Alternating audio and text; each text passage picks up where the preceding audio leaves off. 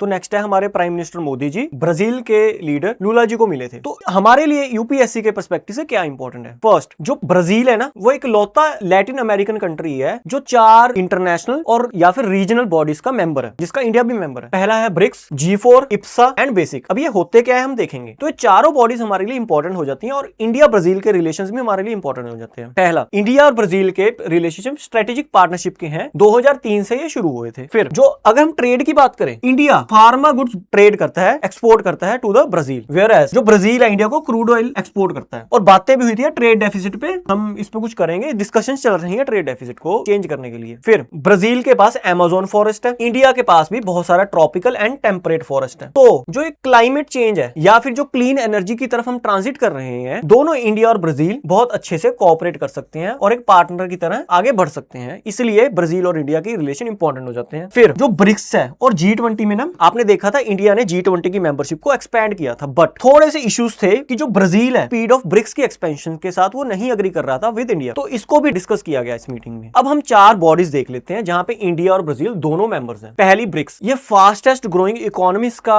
एक बॉडी है जिसमें ब्राजील, रशिया, इंडिया, चाइना और साउथ अफ्रीका है। अभी रिसेंटली इसको एक्सपैंड भी किया गया है। इप्सा, ये इंडिया, ब्राजील और साउथ अफ्रीका, ये ग्लोबल साउथ का डायलॉग का एक स्टेज है। फिर आ गया G4, इसमें India, Brazil, Germany and Japan, ये वो कंट्रीज हैं जो यूएनएससी की परमानेंट सीट मांग रहे हैं। फिर बेसिक, ये क्लाइमेट ब्लॉक है जो क्लाइमेट के इश्यूज डिस्कस करता है, इसमें Brazil, south Africa and India and China है। तो GS2 के लिए इसकी क्या सिग्निफिकेंस, हम एक क्वेश्चन देख लेते हैं। Examine India's engagement with Latin America with special reference to Brazil and how does this partnership serves India's strategic interest. Answer क्या बन सकता है इसका? First of all global south की सॉलिडारिटी से हम स्टार्ट कर सकते हैं। पहला पिलर इकोनॉमी का देखा था हमने, ट्रेड और फार्मा में। सेकंड पिलर था strategic, BRICS, G4, UNSC reform लिख सकते हैं। फिर क्लाइमेट, बेसिक ग्रुप देखा हमने, COPs में भी दोनों कोऑपरेट करते हैं। चैलेंजेस डिस्टेंस, इसको बोलते हैं out of sight out of mind, कि इतना दूर है यार, निगाह में भी नहीं है और दिमाग से भी दूर हो गया। लैटिन अमेरिका को ये बोला जाता है। कंक्लूड हम कर सकते हैं मल्टी अलाइनमेंट स्ट्रेटेजी को हम फॉलो कर सकते हैं दोनों। फिर हमने ये देखा था 4 ऐसे फॉरम है जहां पे इंडिया ब्राजील दोनों बैठते हैं। ये प्रीलिम्स में बन सकता है कि यार इनसे कौन कौन सी बॉडीज है जहां पे इंडिया और ब्राजील दोनों बैठते हैं। तो हमने चारों बॉडी देख ली है।